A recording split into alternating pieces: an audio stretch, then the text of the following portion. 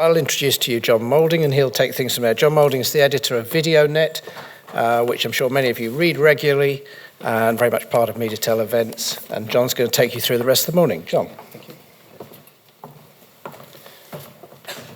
Good morning, everyone. I'm sure Irwin doesn't need introducing to most of you, but it's been quite an illustrious career, including some of the highlights. 93, you founded MediaVest Worldwide. 2003, you became the Group CEO, and in 2012 became the chairman. And I think you've been in TV since 1970? Scary, isn't it? Yeah. I mean, does TV still deliver for you, fundamentally, what you need from it? Of course. Of course. I don't think any of us would be employed if TV didn't do what it's supposed to do for us. I think television has been the victim of misinterpretation of data. It's been the victim of very poor measurement. It's been the victim of digital conceit. But I think marketers who use television wisely know what it does, and I think recent events underscore the fact that money is returning to television. So when you say digital conceit, what do you mean by that?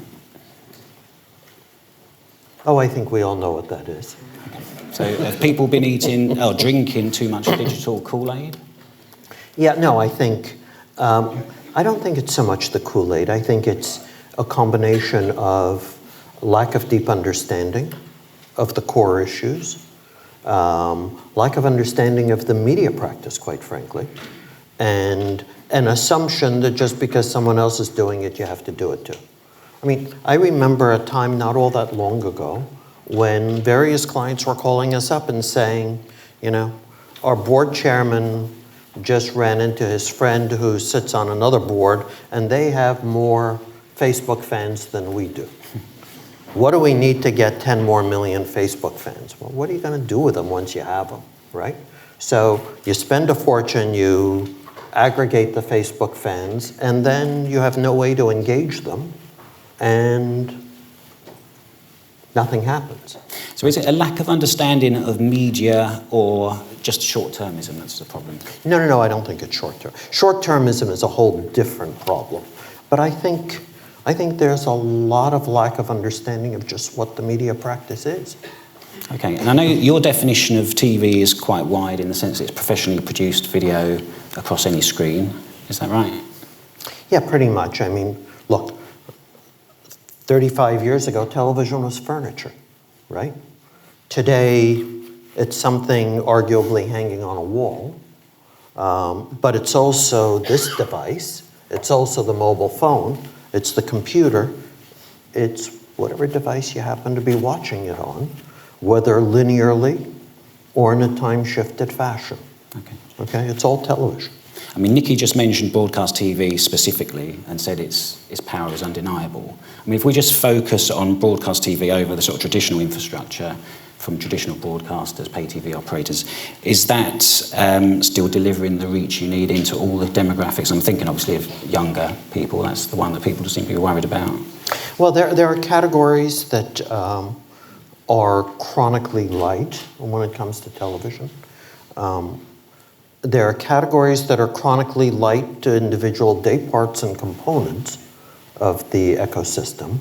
And so, you know, it's very simple. People who don't watch any television at all shouldn't be chased on television. The reason we have a broad array of media to choose from is that, you know, we'll chase you using the medium that you consume. It doesn't really matter.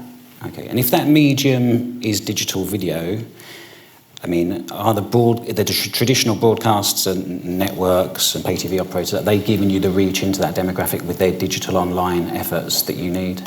Or do you go off to, you know, Facebook? No, I think, look, the biggest challenge when it comes to determining aggregated reach is that the measurement systems haven't kept up with the technological shifts and the consumer's and the way that the viewer consumes the media.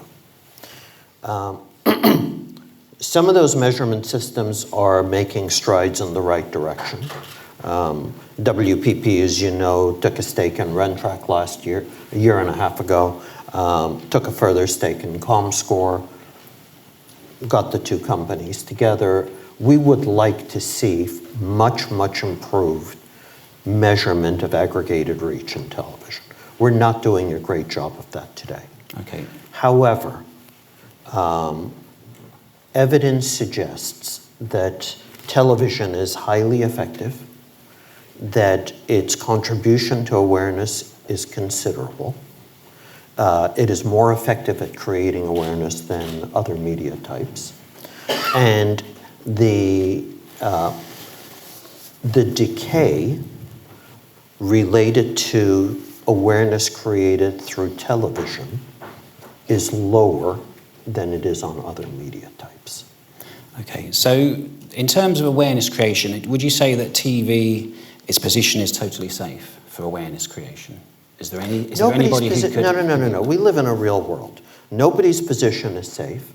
Everybody's position is subject to disruption by the next sexy idea that someone dreams up in their garage, right? MySpace thought they were safe until Facebook came along, right?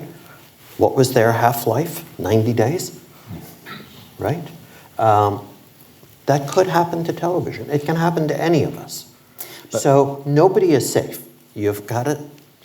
By the way, that's why we argue with media owners that television needs to get on with addressability, and they need to put the intra-ecosystem bickering to the side and start to deliver the goods that technology has allowed television to deliver. Okay? Okay, so let's start with that intra-system bickering then. Mm-hmm. I mean, what is the problem? I mean, in terms of you, I mean, you're a fan of addressability, you would like to see more of it. What's stopping it? What do you want to change? Look, I think there are a couple of real fundamentals that we have to lay as a foundation. And that is that media, data, and technology have converged. That's past tense. That television has been extremely effective at delivering broad awareness.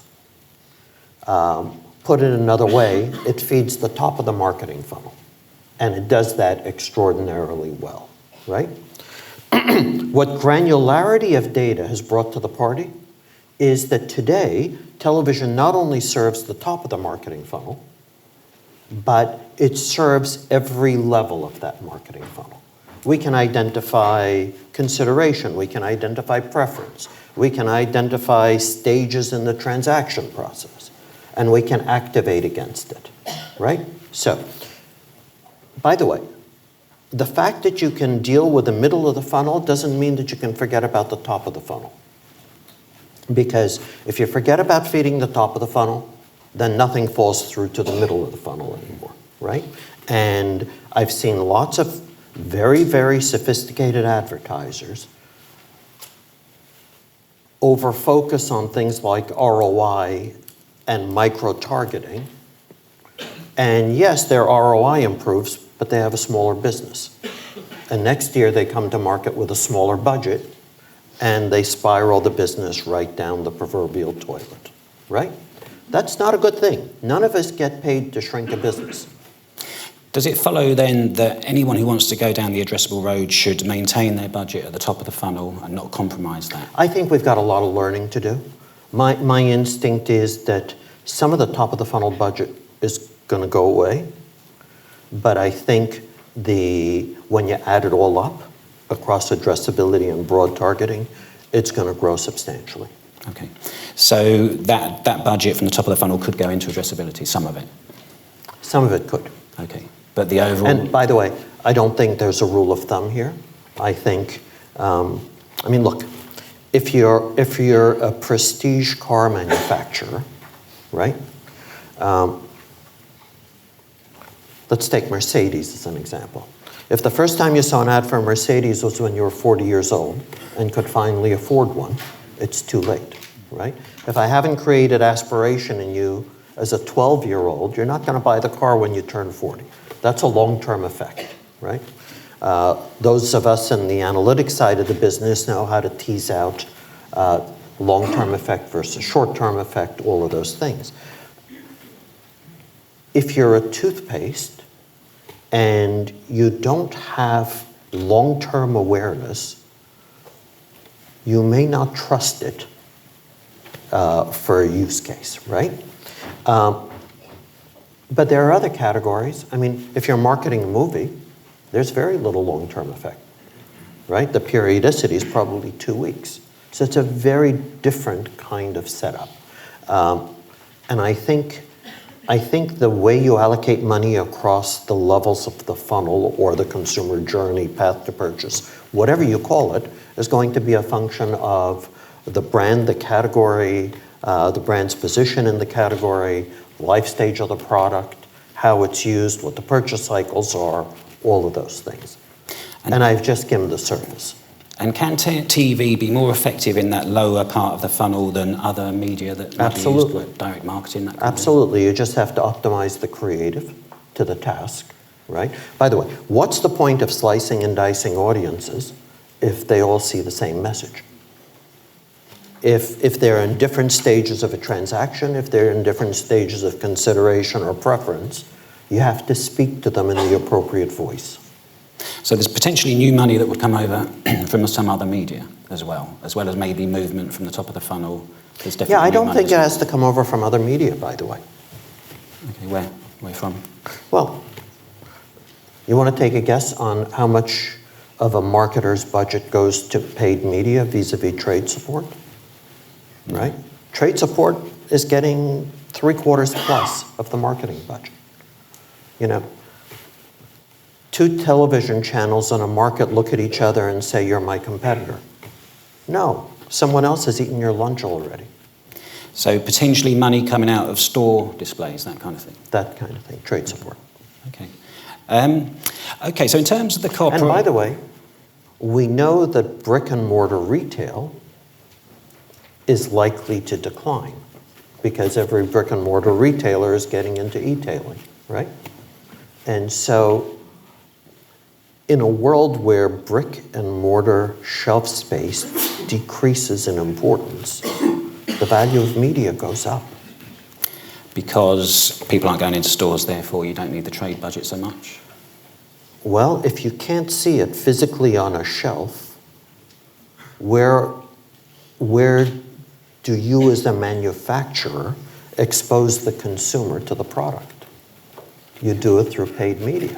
Okay, so in which case it would be targeted TV would be the It would be targeted TV, it would be broad TV. And by the way, we've talked about addressable, we haven't talked about interactivity within the commercial, right? With second screen devices, you can begin to interact with the commercial. You can make special offers through the commercial. You can execute a transaction through the commercial. All these things are going to evolve very, very rapidly in the next few years. And I would venture to say, look, you start with a premise that media and television, as an example of media, are valued as an awareness creator. That's a healthy proposition. We know awareness correlates to sales, so creating awareness is a good thing, right?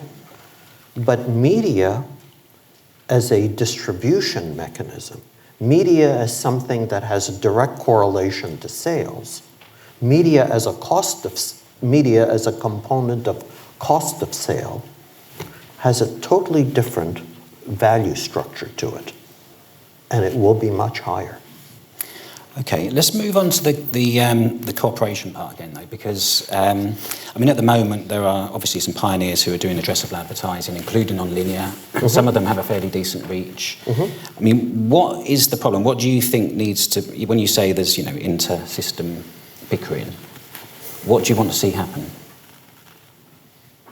Okay, so others have already this morning spoken about the walled gardens, right? I mentioned that media, data, and technology have converged. Well, I don't think any of the legacy television players are in a particularly strong position on either data or technology, right? We're looking at a world where all data comes in at census level. We're looking at a world where we intend to have attribution analytics at census level or near census level. And I don't think television in its current structure can provide those things with any effect. And I don't think any of the legacy media players, quite frankly, has sufficient skills, either in data management or in the technology that enables things, to deliver on that premise. But not even Sky and Dish and AT&T, these people are out there with addressable and they've got set-top box data coming in. Yes, they do. But that's an example, actually, of cooperation. Dish and AT&T got together because they knew that on their own, they might not be able to get to the destination. And I think more of that kind of activity will be a very strong positive. The other kind of activity that we would urge is there are many markets, the United States is a classic example, where the channel owners don't own the distribution infrastructure. So there's the cable infrastructure owner, the MVPD. There is the channel owner, and they are adversarial, to put it kindly, because they're constantly negotiating rights issues, and they don't like each other very much. And it is that distrust and distaste for each other that is obstructing progress when it comes to this.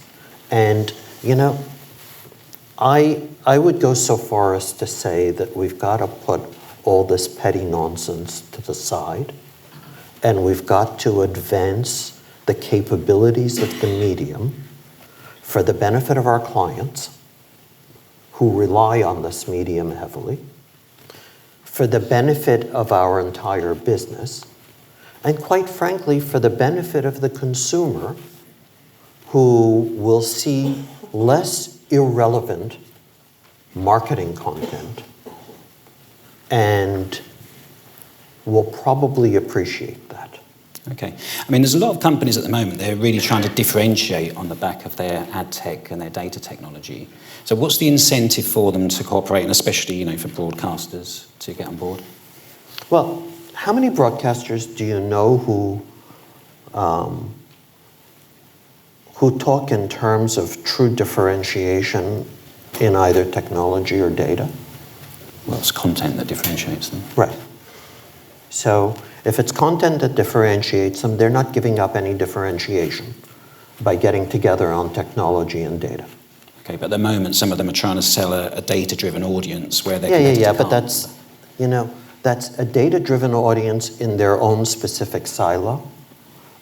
Look, we aggregate reach across not only all broadcast channels, but across all media categories, right? I can't deal with individual vendor silos where, someone comes up with a targeting scheme for one channel. It's kind of pointless. I need to duplicate across channels. I need to aggregate reach properly and professionally. And to me, an individual vendor data mart that's focused on their inventory silo is pretty much a non-starter. And I think anyone else in my position in this industry would agree with that view.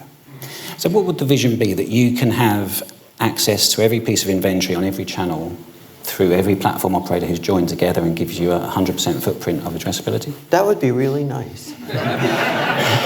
Yeah, I'll settle for half of that. Okay. And what do you think realistically? I'll settle for baby steps, but let's not take too long, because as an industry, the threat that you talked about is quite real. There are newer players in this business who are cleaning the clocks of the legacy media owners, and no one should take comfort in their current position.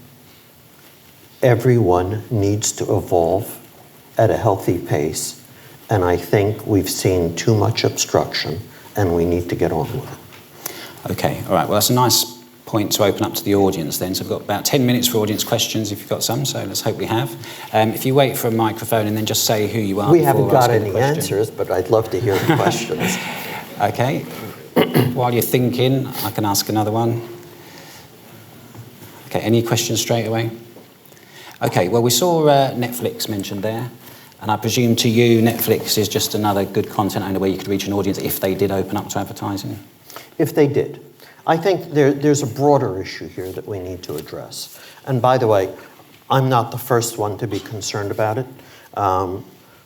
Back in 1993, the then chief executive officer of Procter & Gamble, who at the time was the world's largest advertiser, spoke up and expressed concern. His name was Ed Arts. He spoke up and expressed concern that the balance of impressions going to advertiser-supported media were going to decline. And the balance, he was referring in those days to the audiences that were going to HBO and Showtime, et cetera. And he was concerned that perhaps those subscriber models could advantage the non-advertiser supported platforms, and that there was a long-term problem. Now, they say being way too early is equivalent to being wrong. And he was probably 20-some years too early. But certainly today, that concern is very real. And as an industry, we need to take it very, very seriously. And, you know, those of us in the media business have a role of mitigating media inflation on behalf of our clients. And the thing that scares me most in performing that function is a shift of audiences from advertiser-supported channels to non-advertiser-supported channels. I would welcome, I would be very, very open to the industry exploring hybrids. I would be very open to any scheme that that reduces our risk of too many impressions fleeing to non-advertiser supported alternatives. Okay, I mean, are you comfortable? Have we got any audience questions, by the way? Okay, it's Jeff at the back. Can you wait for a mic, Jeff, if you've got one? I was starting to think we'd actually answered all the questions. Okay, and keep thinking, everybody else, because we've got about another 7 minutes, and it's a great opportunity to get Irwin. I can do it. Okay, just shout then. Yeah. Irwin, if I'm a linear TV broadcaster and I've traditionally been using panels as the method by measuring, and we're looking at a world of census-based measurement, what would my first baby step be? So there's a very straightforward first step. It may not be a baby step, but as a channel owner, you have some distribution via either satellite or cable, depending on your country or territory, right? And those systems throw off set-top box data. And I would start by gathering that and processing it, and probably deploying a third party, you know, like Kantar, for example, to process it for you and ensure that it has proper editing rules, etc., and is usable. And that's a huge first step. Okay, any more questions? Okay, well, I'll just ask you then, what would happen, if there's a broadcaster with an absolutely fantastic audience, they produce the best content in their country, but for some reason they don't want to be programmatic and they're not going to play ball with addressable 3 years down the line, are you going to start favouring other people over them because you can access it easily and you can target on there? I think we have to. I think we have to.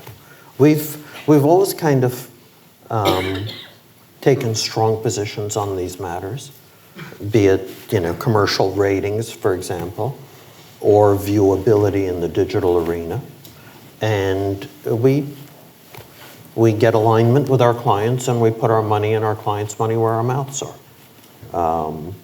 Because if you want to see the business evolve in a direction that serves our clients' interests, and those of the ecosystem, quite frankly, then you've got to put some pressure on it.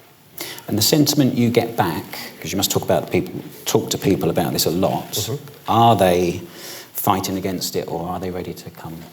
No, I think of late I'm hearing more frustration than anything else. But look, we're looking at some markets in the world where this is a brand new idea.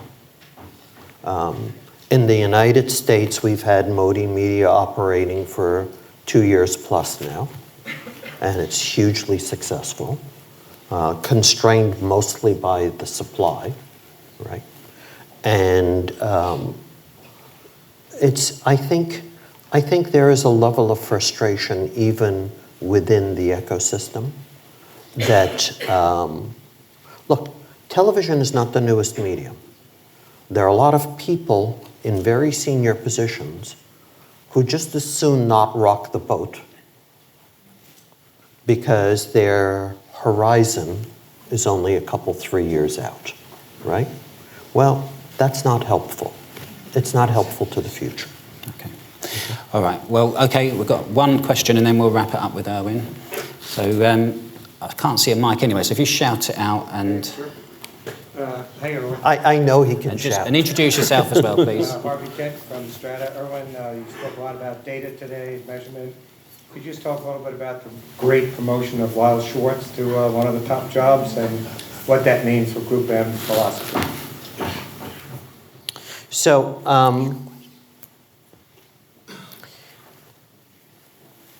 we've always been blessed that we had a really, really strong research and insights operation led by Lyle.